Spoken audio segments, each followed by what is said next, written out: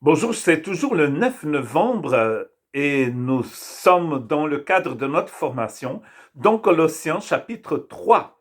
Et aujourd'hui, donc cet après-midi, je voudrais parler de Colossiens chapitre 3, 18 à 21. Et vous allez voir, ça va chauffer.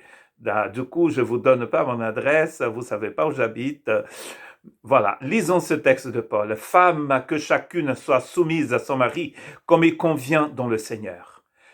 Mari, que chacun aime sa femme et ne s'aigrisse pas contre elle. Enfants, obéissez en toutes choses à vos parents, car cela est agréable au Seigneur. Père, n'irritez pas vos enfants de peur qu'ils ne se découragent. Waouh, tout un programme, n'est-ce pas?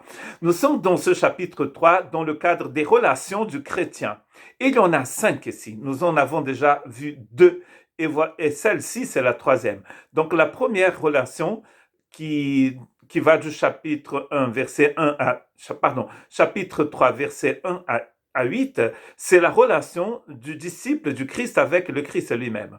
Ensuite, nous avons vu les relations dans le cadre de l'Église locale, c'est-à-dire la relation que le chrétien a avec ses frères et sœurs dans son Église locale.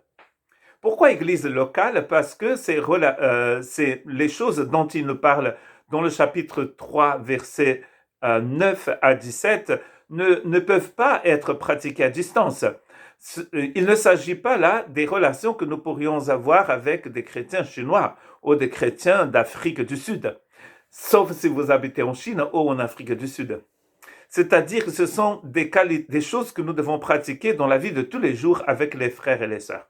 Donc la première relation, c'était la relation au Christ, ensuite la relation à l'église locale, et la troisième relation, c'est la relation euh, avec, la famille. Ensuite, il y aura le travail et après les autres. Donc les 5 relations du chrétien dans Colossiens chapitre 3 et aussi dans le chapitre 4. Et là, nous avons le morceau le plus difficile, n'est-ce pas? Parce qu'il y a ce verset 18, Femmes, soyez soumises à vos maris, comme il convient dans le Seigneur. Waouh!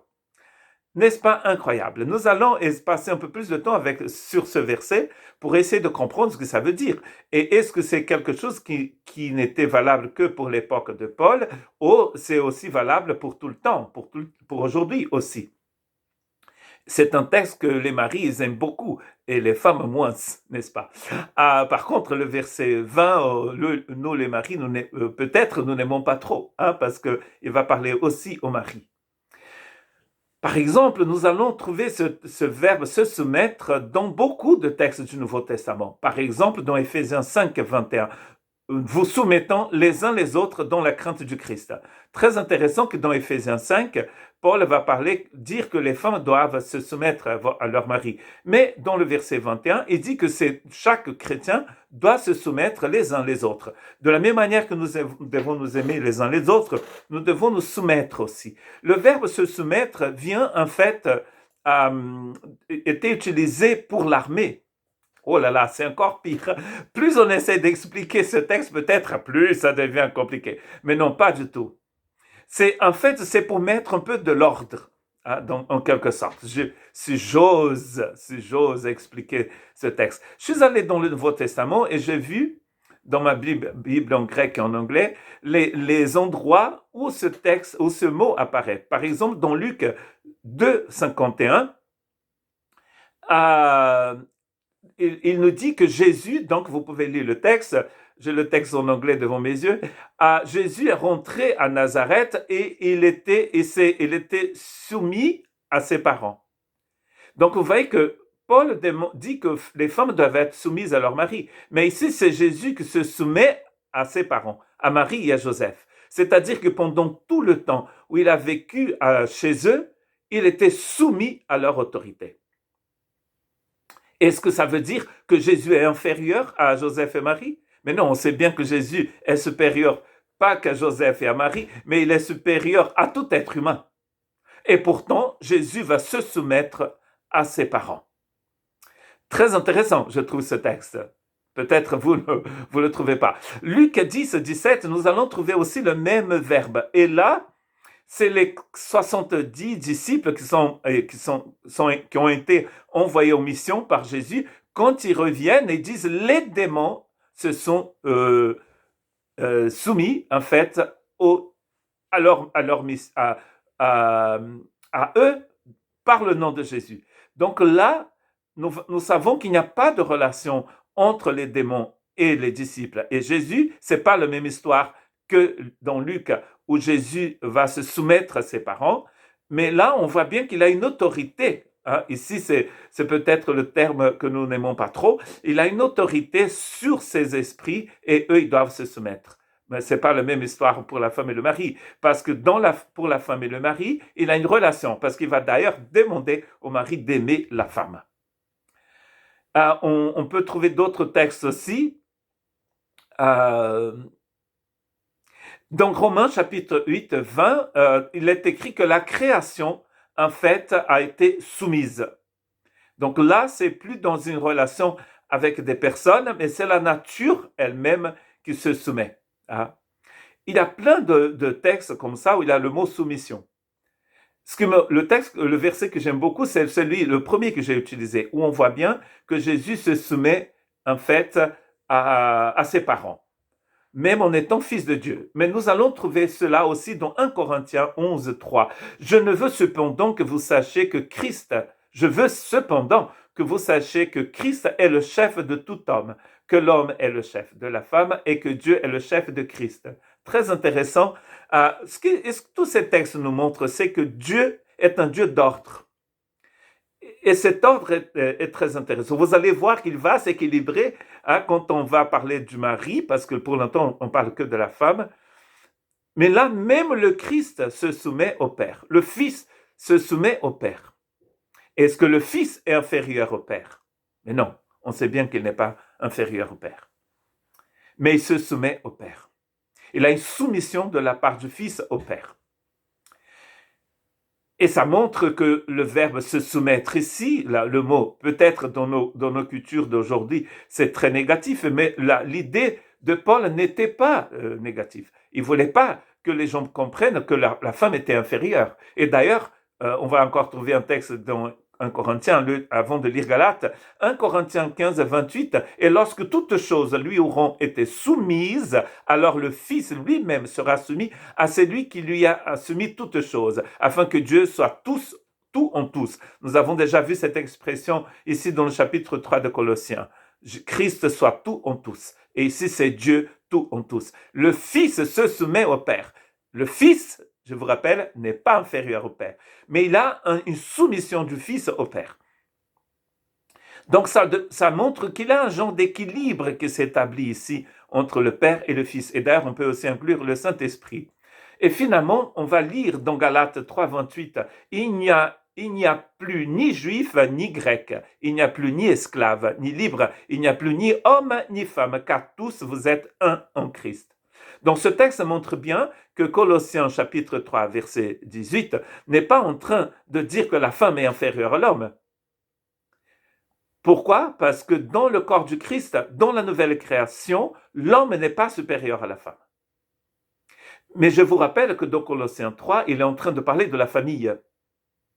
Il est en train de parler des rapports entre le mari et la femme. Et en plus, il va rajouter les enfants. Tandis que dans Galates 3, 28, c'est dans un sens général, pour montrer que la femme n'est pas inférieure à l'homme. De la même manière qu'un grec, c'est-à-dire un païen, n'est pas inférieur à un juif. Même un esclave n'est pas inférieur à un patron, ici. Pourquoi? Parce que tout ce monde-là, en Christ, bien sûr, en Christ, est un. Mais je vous rappelle aussi que Colossiens chapitre 3 parle de la relation du couple en Christ. Ce texte de Paul, si le mot en Christ n'y est pas, il ne fonctionne pas. Je vous rappelle d'ailleurs que je viens de vous dire au début de la méditation que nous sommes en train de parler des relations du chrétien avec son Église, avec le Christ lui-même, dans le monde du travail, avec toutes les autres personnes de notre entourage et bien sûr au sein de la famille. Continuons encore avec cette femme soumise à son mari, Jean 13, 12, après qu'il leur ait lavé les pieds et qu'il eut pris ses vêtements, il se remit à table et leur dit, comprenez-vous ce que je vous ai fait? Jean 13 est magnifique parce qu'il commence en disant que le Christ a aimé ses disciples et il l'a démontré. Et qu'est-ce qu'il a fait? Il a pris une bassine avec de l'eau et du savon de Marseille, à bio de l'époque, et à l'huile d'olive de Palestine, il a lavé les pieds des disciples. Qui lavait les pieds des gens quand ils venaient manger? C'était un esclave qu'on voulait humilier. Mais là, ce n'est pas un esclave, c'est le Fils de Dieu. Le Fils de Dieu lave les pieds des disciples et dit, est-ce que vous avez compris ce que je viens de vous faire? Le plus grand sert les plus petits. Et donc, d'ailleurs, on appelle ça la grâce, quand quelqu'un de supérieur s'incline devant quelqu'un d'inférieur. Donc, si on dit que la femme doit être soumise à son mari, on n'est pas en train de dire qu'elle est inférieure. On est en train de dire qu'elle est très importante. Car le Christ lui-même se soumet à ses parents, il se soumet au Père, et ici, il bénit les disciples comme s'il était en train de se soumettre à eux. Et le mari, à un moment, il faut parler de ce mari. Qu'est-ce qu'il est dit du mari? Dans le verset 19, Marie, que chacun aime sa femme et ne s'aigrisse pas contre elle. Les gens vont dire, oui, mais ça c'est trop simple. Mais c'est pas simple, parce que le mot aimer ici, c'est le mot agapé. Agapé, c'est un amour sacrificiel. D'ailleurs, Paul, dans Éphésiens, dans Colossiens, il va passer un peu vite parce qu'il y a d'autres, la lettre est plus courte aussi, il a d'autres choses à dire, mais dans Éphésiens, il dit que l'homme, le mari, doit aimer sa femme de la même manière que Christ aime son Église. Comment est-ce que Christ aime son Église? Il donne sa vie pour elle. La femme doit trouver sa place, en quelque sorte, dans les rangs en ce qui concerne son mari, comme tous les deux sont chrétiens, bien sûr, mais cette femme, elle se soumet à un homme qui l'aime d'un amour sacrificiel. Donc vous voyez, il y a un équilibre là. Ce n'est pas un homme méchant. C'est un disciple du Christ ici. C'est une famille chrétienne. C'est à cet homme que cette femme se soumet. Ce n'est pas n'importe quel homme. C'est un homme qui en fait, qui met en pratique son engagement au sein du mariage. Il aime sa femme et en plus, il ne va pas s'énerver contre elle. Elle ne va pas être un homme méchant, abominable. C'est un homme qui aime. Il aime tellement sa femme qu'il est capable de mourir pour elle. C'est beaucoup plus simple, n'est-ce pas, pour cette femme de se prosterner devant cet homme et dire « Waouh, tu es magnifique ». En fait, quand le Christ se soumet, il se donne. Cette femme, elle se donne aussi à cet homme. Mais pourquoi elle le fait? Parce que cet homme s'est déjà donné à elle entièrement. C'est la seule femme qu'il aime. Il est fidèle à cette femme. Il l'aime avec un amour éternel, amour de Dieu. Voilà pourquoi ce texte ne peut pas être appliqué à des gens qui n'ont pas reçu l'amour de Dieu. Parce qu'un mari qui n'a pas reçu agapé, il ne peut pas aimer avec agapé. Petits enfants, n'aimons pas en parole et avec la langue, mais en action et avec vérité. 1 Jean 3,18. 1 Jean 3,18 nous explique un peu comment doit être l'amour de cet homme pour cette femme. Pas en parole, mais c'est en acte, en action, en vérité, c'est-à-dire en réalité. C'est un amour réel. C'est pas juste du blablabla, du pipeau. Et ça ne change pas avec les tribulations et avec le temps, parce qu'agapé ne meurt jamais, agapé ne change pas. 1 Jean 4,20, si quelqu'un dit « j'aime Dieu » et qu'il haïsse son frère, c'est un menteur. Car celui qui n'aime pas son frère, qu'il voit, comment peut-il aimer Dieu qu'il ne voit pas? On peut remplacer frère par femme. Le mari qui dit « oh, j'adore Dieu », mais qui frappe sa femme, il n'aime pas Dieu. Le mari qui dit « oh, j'aime beaucoup Dieu », mais il n'aime pas sa femme, il n'aime pas Dieu non plus. Pourquoi c'est ainsi? Parce qu'agapé est unique. Agapé n'est pas comme mon amour. Je peux aimer ma mère, d'ailleurs j'aimais beaucoup ma mère, mais mon amour pour ma mère ne sert pas pour ma femme. Je ne peux pas aimer mes amis avec l'amour que j'avais pour ma mère. Parce que j'ai des liens, ma mère est décédée, mais je l'aime toujours, enfin la mémoire de ma mère dans mon cœur. La relation que j'avais avec ma mère n'est pas celle que j'ai avec ma femme, et ni celle que j'ai avec mes amis. D'ailleurs, en grec, ils vont avoir des mots différents pour ces amours. Là. Quoique vous pouvez être aussi ami de votre mère et ami de votre femme.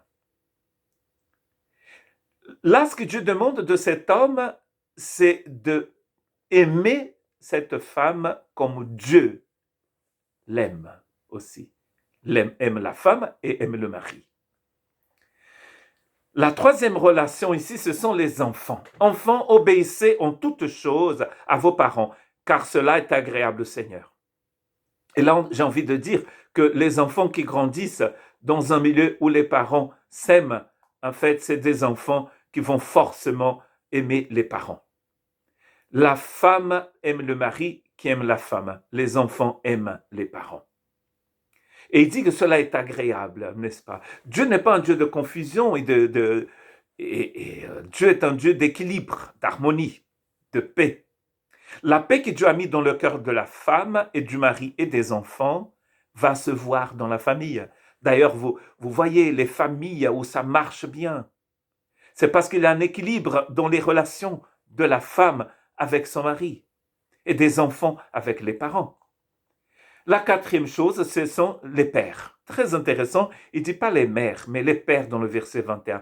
Pères, n'irritez pas vos enfants de peur qu'ils ne se découragent. Pourquoi est-ce qu'il ne dit pas mère? Je pense que c'est parce que ça va de soi que la mère le fait, mais l'homme pas toujours, parce qu'il a des parents très absents. Moi, j'ai grandi quasiment sans père, parce que mon père est décédé quand j'avais 6 ans. Et je pense que j'étais toujours en recherche de paternité. Cette année, on m'a demandé de faire une vidéo sur mon expérience. Une association chrétienne m'a demandé de raconter mon expérience sur le chemin de Compostelle. Depuis 4 ans, je fais le chemin de Compostelle, le chemin du Nord, mais j'ai déjà fait aussi une partie du chemin français, El Camino Francés et El Camino del Norte. Et en sachant que le chemin du Nord, c'est le premier chemin de Compostelle, qui vient donc du Xe siècle, et qui a commencé par un roi des Asturies en Espagne. Et très intéressant que dans cette vidéo que j'ai faite, je parlais en fait de l'expérience que j'ai eue sur le chemin en rencontrant des jeunes.